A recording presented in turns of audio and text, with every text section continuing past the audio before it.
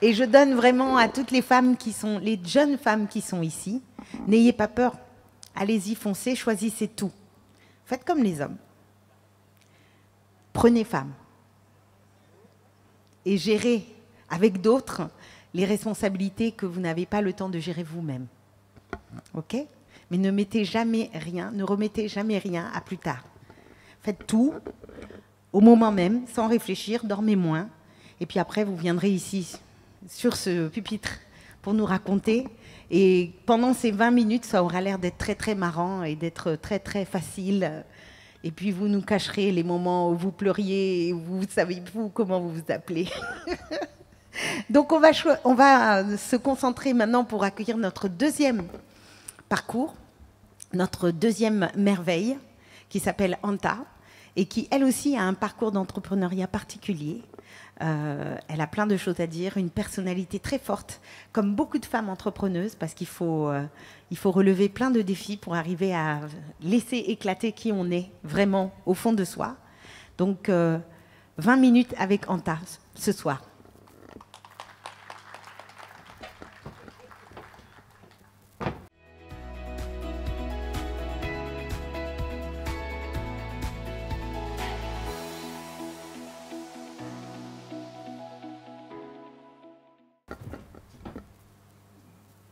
Une arrivée fracassante.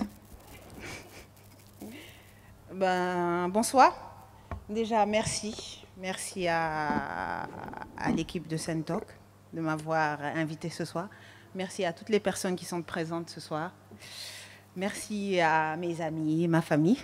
Bon, je vais arrêter les remerciements, j'ai toujours trouvé ça très barbant. Donc, depuis hier, je pense que j'ai fait une nuit blanche en me disant qu'est-ce que je vais leur raconter, mais moi, j'ai rien à raconter.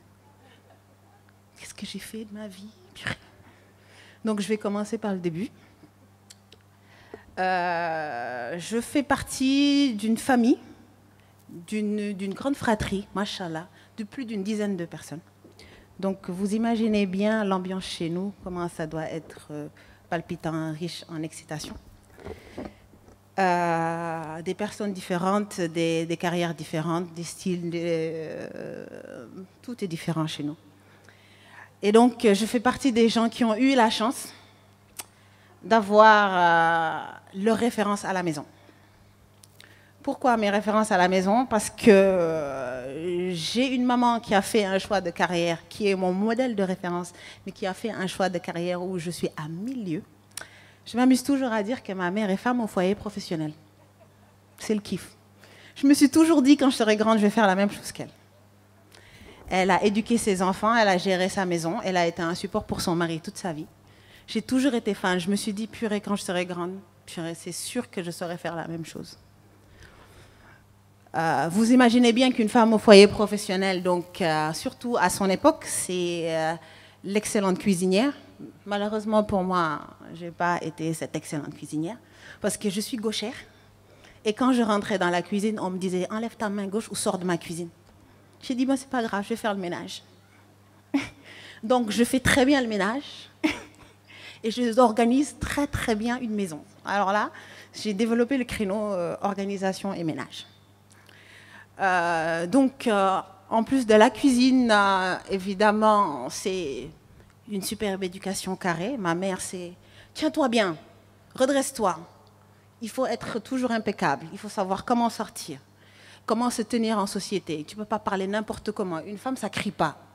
Donc, on y est toutes passées. Toute la ribambelle de filles. Donc, je ne raconte pas. Et pour finir, parce que ma mère, quand même, avait sa passion, c'était la couture. Elle faisait nos petites robes à la maison. C'était son passe-temps. Évidemment, on y est toutes passées. Donc, on faisait les points. Il fallait apprendre à faire du crochet. Donc, vous imaginez bien, bon, ça c'est pour donner le petit contexte qui fait que, évidemment, j'y suis passée. Donc, naturellement, j'ai commencé à customiser mes habits très tôt, à coudre des robes pour mes poupées, parce qu'il fallait faire comme maman, hein, c'était le modèle de référence. Donc, ça c'est ma première référence. Et la deuxième, bien sûr, mon père. donc qui est pour moi le modèle de réussite, hein. Pour moi une vraie success story, une personnalité qui a fait des choses extraordinaires. Donc je me suis toujours dit, bon, il y est arrivé, il a fait tellement de carrières différentes dans sa vie, il est hors de question que je fasse moins que lui. Bon, pour l'instant, je suis à la bourre, hein, évidemment. Ne serait-ce que par rapport aux enfants, à la carrière, je suis en retard. Mais je me dis toujours, non, je ne ferai pas une vie ordinaire. Ce n'est pas logique. Pourquoi? C'est même pas logique. En plus, j'aurais quoi à lui raconter quand il va me poser des questions, genre, qu'est-ce que tu fais? Donc là, je bug. Donc, comme c'est Nabou, là, je vais rebondir. J'ai été une bonne élève. J'étais régulière en classe. Je me suis toujours dit, bon, mes parents me demandent qu'une seule chose, c'est de bien travailler à l'école. Je n'ose pas faire moins que ça. Donc, j'étais régulière, bon cursus. Et j'ai mon bac à 17 ans. Ma mère me regarde, évidemment, au school version. Elle me dit, tu pars pas. Je dis, quoi? 17 ans partir? Tu rêves. Donc, on m'envoie en prépa à Dakar. Je fais 2 ans, ce qui me prépare à une école de commerce. Et donc, je pars en France et je vais faire l'école de commerce de Reims. Donc, je fais 4 ans là-bas. Ça se passe très bien parce que, évidemment, je garde la même logique. On me demande que d'étudier. Je n'ai pas le droit de faire autre chose. Je n'ai pas le droit d'échouer. Je n'ai pas le droit de perdre du temps. Ça coûte cher. Le vieux est vieux, qui est fou. Si tu ne fais pas, il va te dire rentre au bercail, t'es ouf ou quoi? Je suis un Sénégalais, moi. Donc, je fais mon cursus normal et puis je finis mes 4 ans. Normal, tout se passe bien, alhamdoulilah. Et là, je me dis, évidemment, je ne rentre pas au Sénégal. Qu'est-ce que je vais faire au Sénégal? Contrairement à plein de monde, je ne me suis jamais vue rentrer au Sénégal. J'étais persuadée que j'allais être ces immigrés-là que l'on voit tous les 10 ans, qui viennent, qui disent, ah, c'est une dëkk bi moom. Non, fii man mun ma fi toog. Je ne me suis jamais vue. J'ai dit, non, ça, je finis. Je prends un petit boulot à Paris, tranquille, ben, si j'ai de la chance. Logique, je m'installe dans mon petit appartement, je kiffe ma vie. Et puis, je capitalise sur mon expérience. Les écoles de commerce, ça se vend bien, tu as un bon salaire. Tu le fais au moins 5 ans, 10 ans, voire 20 ans. Non, même tu ne reviens pas, c'est réglé. Avant de rentrer. Et là, un soir, je rentre dans le RER. De traumatisme. Il fait nuit, il fait froid. Je regarde les gens autour de moi et je me dis non, il y a un problème. Ce que je suis en train de vivre là n'est pas logique. Pourquoi je suis en train de galérer dans ce RER là, à traverser tout Paris, à entrer dans ma banlieue lointaine, alors que je peux rentrer tranquillement chez moi et essayer de faire quelque chose de ma vie à Dakar? La seconde d'après, sur un coup de tête, j'appelle mon père. Allô papa? Oui. Et j'ai pas le temps, fais vite. Papa, je rentre à Dakar. Hein? Ok. Là, il raccroche. Il me dit, ok, c'est une sage décision. Il raccroche son téléphone, tranquille. Il appelle mon frère. Je pense que lui aussi, il avait flairé le truc. Il s'est dit, cette meuf, je la laisse à Dakar, je la perds.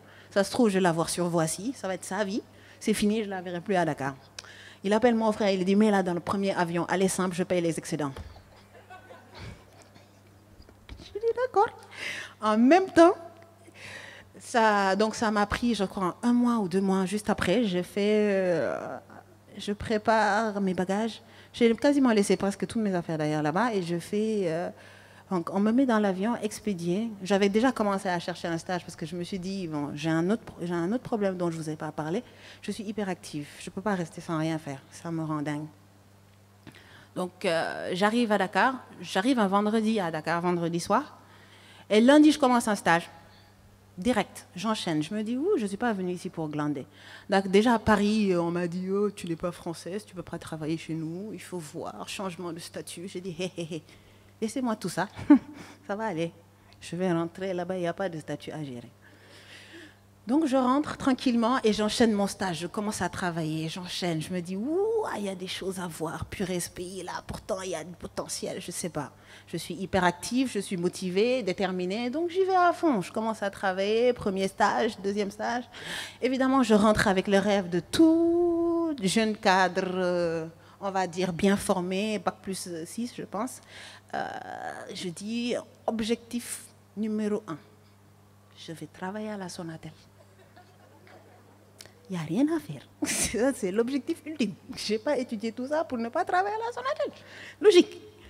Donc j'arrive, je commence, premier stage, deuxième stage, premier contrat, deuxième contrat, des CDD, des stages. Je fais OK. De toutes les façons, je prends le temps qu'il faut parce que j'avais une de mes grandes sœurs, excellente conseillère qui a beaucoup travaillé avec la Sonatel, qui me dit, chérie, la Sonatel n'y rentre pas par un stage ou un CDD, jamais. Tu commences toujours par un CDI à la Sonatel. Là, tu peux avoir la possibilité de te projeter là-bas. Donc, je prends le temps qu'il faut. Ça dure 2 ans. Je tourne, je fais beaucoup de secteurs d'activité, ce qui me permet d'avoir une bonne vision de ce qui se passe dans le pays. Très bien. Et 2 ans après, on m'appelle, on me dit, vous avez un entretien à la Sonatel. Responsable communication. Je dis, voilà, c'est pour moi. Il n'y a rien à faire. Je vais travailler à la Sonatel. Maintenant, c'est officiel. Donc, je fais mon entretien. Évidemment, on me prend, je fais, voilà, consécration de toutes ces années d'études. J'y suis arrivée, le parcours n'est pas mal quand même, élève régulière, voilà, stage, maintenant Sonatel, voilà, tout est normal, tout se stabilise. Donc je commence à la Sonatel. Ma vie à la Sonatel va durer 10 ans. Et jusqu'au jour où je me réveille. Ça, c'est bien avant que je quitte la Sonatel parce que j'ai fait l'exploit quand même de quitter la Sonatel à un moment donné. Je me réveille un jour, je n'avais pas de véhicule, donc je galérais un peu. Je dis, bon, j'ai économisé pendant 1 an, 2 ans, 3 ans. Je vois mon père, je dis, papa, je vais te parler. Avec tout mon sérieux, parce que là, j'essaie toujours de garder un certain solennel quand on lui parle, parce que sinon, il n'a pas le temps. Il ne faut pas aussi l'énerver. Je dis, va, je vais acheter une voiture, il faut que tu m'aides à compléter. Le vieux marque un temps d'arrêt, me regarde et me dit, d'accord. Pourquoi je vais te donner de l'argent pour compléter, acheter une voiture? Je dis, mais parce que tu peux m'aider. Logique. Pourquoi tu me poses la question? Il me dit, bon, ma chérie, je me suis rarement inquiétée pour toi. Donc, je pense que tu vas faire comme ce que tu as l'habitude de faire depuis longtemps. Tu vas te débrouiller et tu vas acheter ta voiture. Le choc de ma vie. Je pense que j'ai pleuré toute la nuit en me disant, mais qu'est-ce qu'il me fait? Il est là pour me supporter, mais qu'est-ce qui lui arrive? Et là, je pense que ça, c'est le premier déclic de ma vie. Je me suis dit, je ne laisserai plus jamais l'opportunité à un homme de me dire ça. Débrouille-toi. Je vais me débrouiller et je vais y arriver et je vais tout faire très bien. Parce que je sais le faire très bien et qu'il n'y a pas de raison que je ne sache pas le faire très bien. Donc, oui, allez-y. Merci. Donc, quelques mois plus tard, je dirais presque 1 an plus tard, j'achète ma première voiture et j'appelle le vieux. Je dis, papa, quand il y a un Allemand, j'ai acheté ma voiture. Il vient, il regarde, il me dit, ah, elle est très bien, laisse tomber, une 206 de base, rien d'automatique, rien de spécial et tout. Elle est trop bien, elle ne bip pas. Je dis, une voiture qui ne bip pas, ça veut dire qu'elle est basique. Arrête. Donc, il me dit, ah, comme tu sais, je te l'avais dit, tu vas y arriver. En tout cas, félicitations, il prie pour moi, je suis fière et tout. Et donc, je continue ma trajectoire tranquillement à la Sonatel, tout se passe bien. Pendant 1 an, après, ça dure 8 ans, 9 ans, 10 ans. Et le déclic se passe, je pense, au bout de la 6e année. Là, pendant mes congés de maternité, parce que oui, j'ai oublié de vous dire que je suis maman d'un petit garçon de 5 ans, je m'ennuie. Et là, j'avais déjà rencontré les artisans, j'avais déjà rencontré les cordonniers, et j'avais fait faire des sacs qui étaient très beaux. Je m'assois pendant ma période de congé de maternité, je me tourne des pouces, je dis, bon, il faut que je fasse quelque chose. Et c'est à ce moment-là que je convoque un des cordonniers et je lui dis, bon, on va faire des choses. Et là, je lui fais mon premier modèle. Et ensuite, évidemment, avec le support de la famille, des sœurs, des amis, on me commande mes premiers sacs. Mes premiers sacs Andy. Donc, du coup, je lance ma marque Andy. Et là, je dis, je fais 1, 2, 3, 4, 5 sacs, c'est sympa, ça marche, c'est la famille qui commande. Ça reste un peu le petit projet à la maison, mais je dis, bon, il faut essayer d'aller chercher plus loin. Et là, ben, une de mes sœurs aussi, encore le support familial, je pense que c'est une autre de mes chances, me dit, on a des cadeaux de fin d'année à faire, donc je pense qu'on va commander chez toi. Là, je me dis, purée, mon premier contrat, putain, je déchire.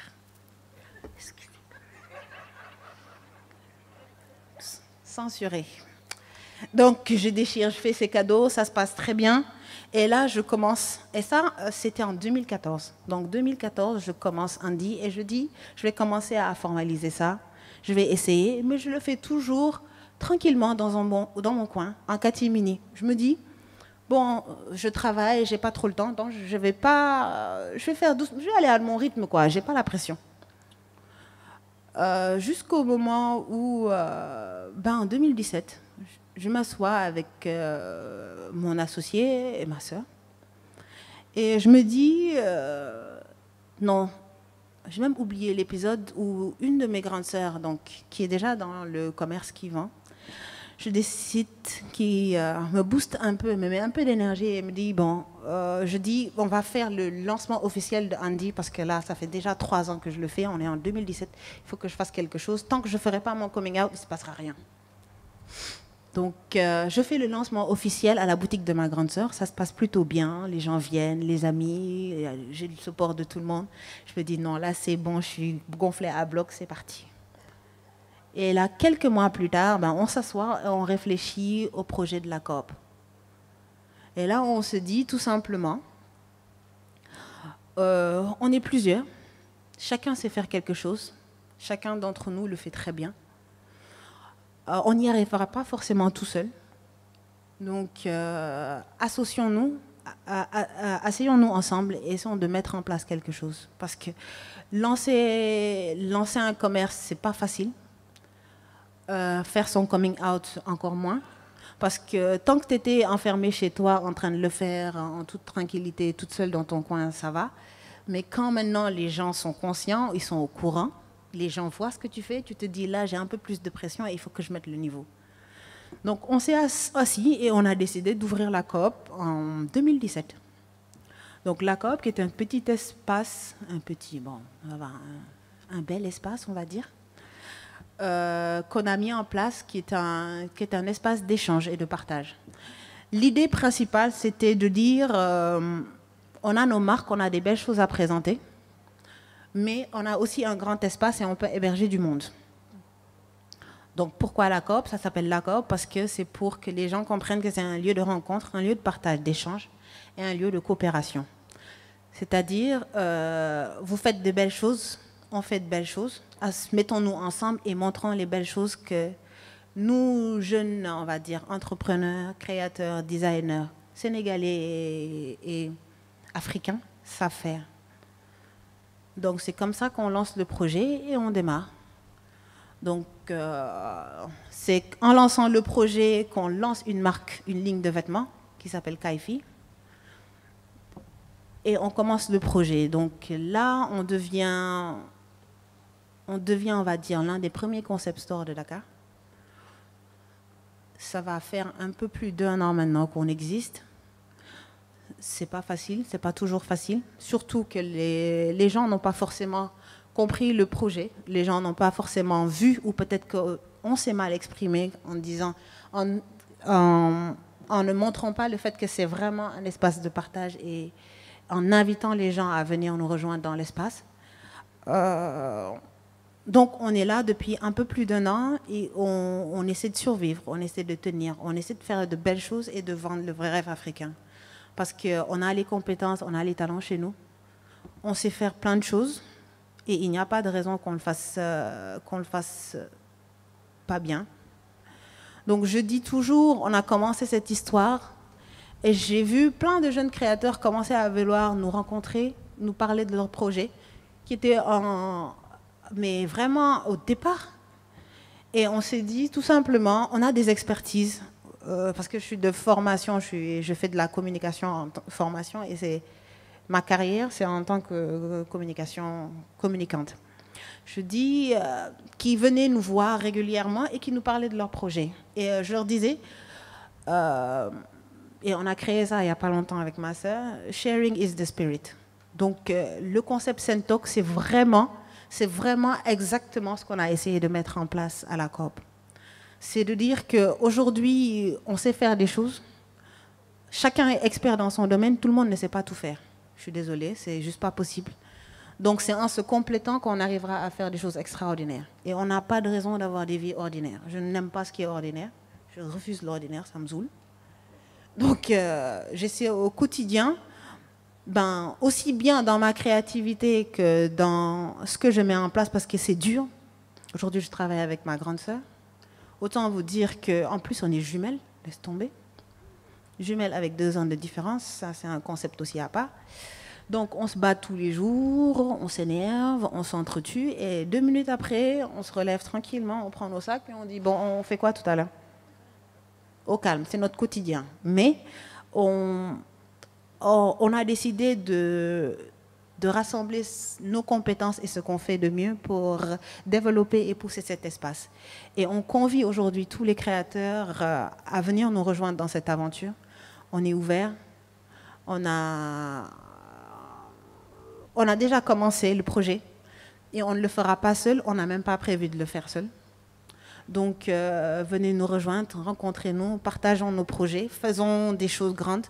On a les compétences. Je dis toujours que le bonheur est personnel. Donc, c'est une décision que l'on prend d'abord de façon intérieure. Et c'est en étant heureux et joyeux soi-même que l'on arrive à faire des grandes choses à l'extérieur.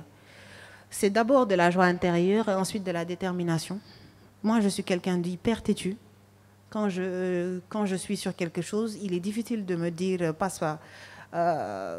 Peut-être que tu pourrais. Je vais toujours du principe que je préfère me casser la figure et me relever de l'erreur que j'aurais choisie que de dire non, pourtant il avait dit, et si j'avais fait, et non, ça me rend malade et ça me déprime même, j'ai envie de dire. Non, je ne vais pas attendre à la fin pour planter quand même.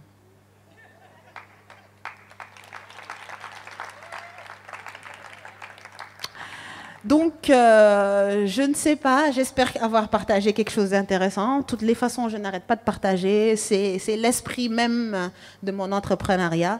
J'ai envie de partager, ne serait-ce que sur ce que je sais bien faire. Et je vous convie à venir nous rejoindre, à venir découvrir ce que l'on fait, à venir travailler avec nous et à montrer ce que nous savons faire, nous, les jeunes entrepreneurs sénégalais, africains, de très bien. À la COP.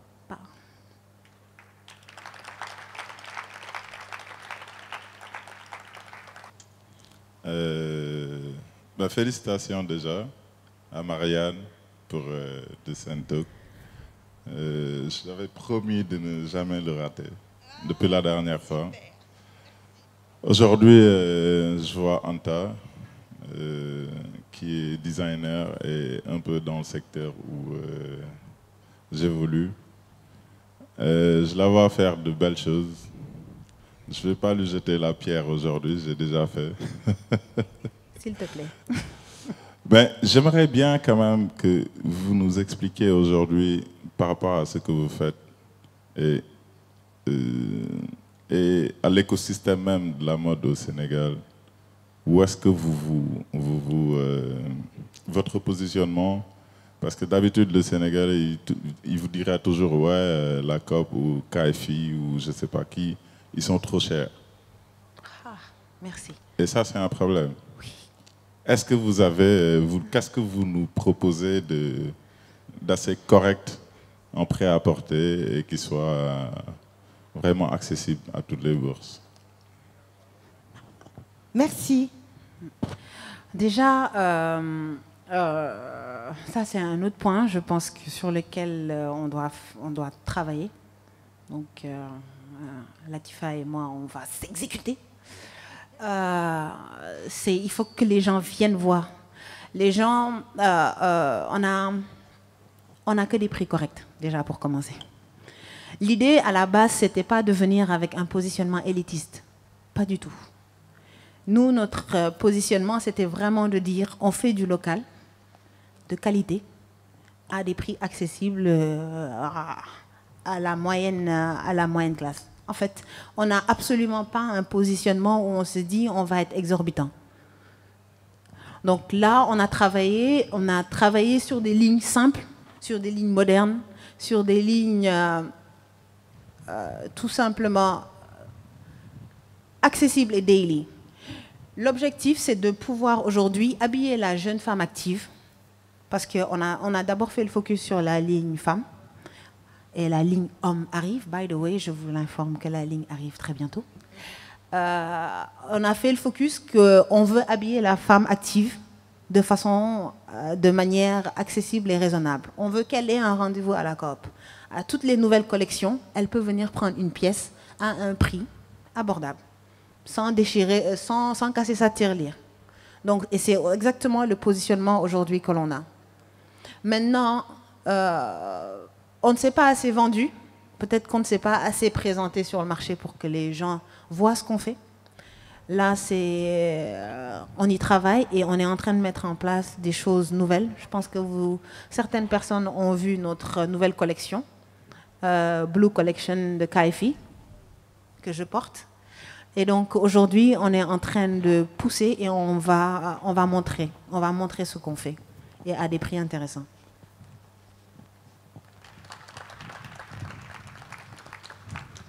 Mais c'est au point E. Et ouais. Je peux vous dire que c'est géolocalisé. Comme on est des gens modernes, on va sur Google Maps, on tape là-bas la COP, exact. Et puis on se laisse guider, on arrive. C'est merveilleux. Au calme. Voilà. Donc vous avez aussi la position, vous pouvez la prendre sur la page Instagram, sur la page Facebook, et vous arrivez direct à l'espace. Donc on est à rue 6 au point E. Souvent les gens font l'erreur, ils se retrouvent à rue 6 à Médina. Mais on est à rue 6 au point E. Donc je vous invite à venir découvrir. On prend une dernière question, parce que sinon on va rester jusqu'à la nuit noire. Ah oui. Elle est déjà noire. Bonjour. Merci Anta, merci pour ce beau discours de votre parcours. Que je pense que vous avez fait quelque chose qui est très difficile. Vous avez... Oui. Vu qu'on travaille ensemble. Donc, vous avez pensé venir à Sonatel, vous avez réussi à venir à Sonatel, après vous avez quitté. Ouais. Donc, ça, c'est pas facile à faire ici.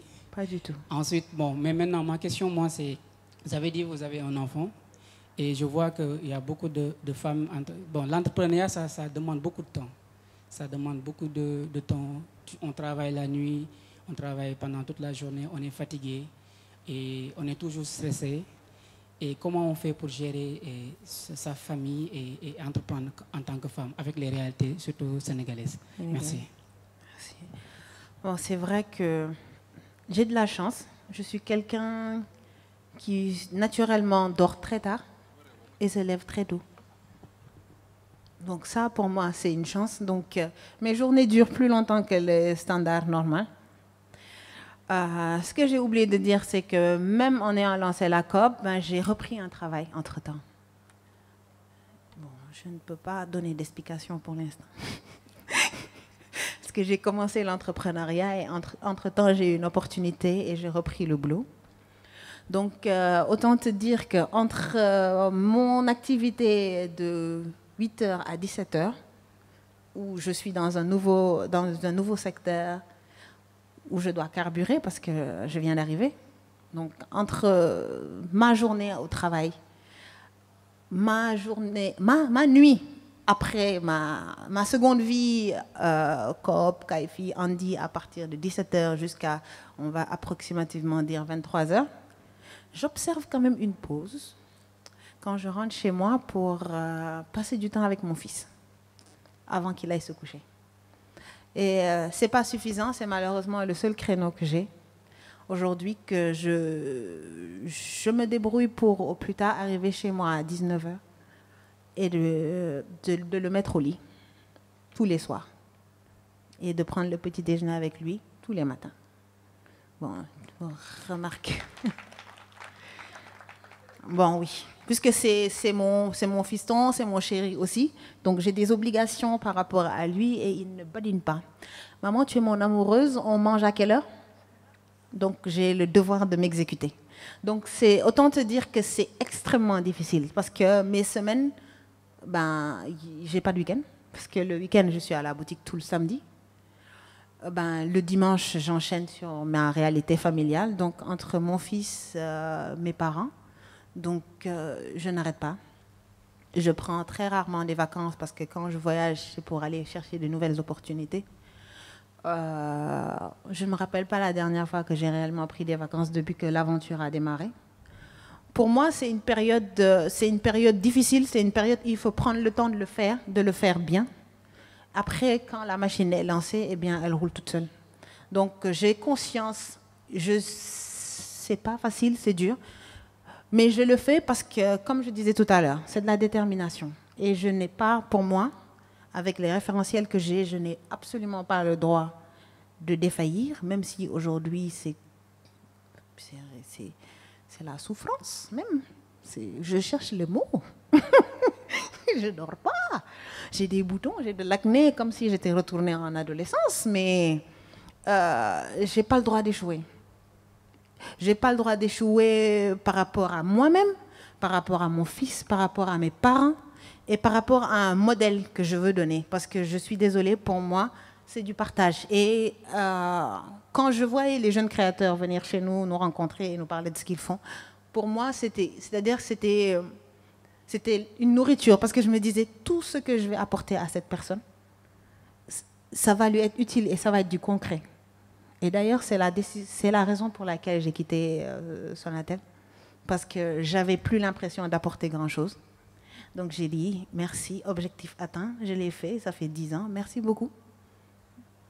I'm gone. Donc j'espère avoir répondu à ta question. J'ai coupé les questions. Hi. Merci. Merci. Merci ma chérie. Merci.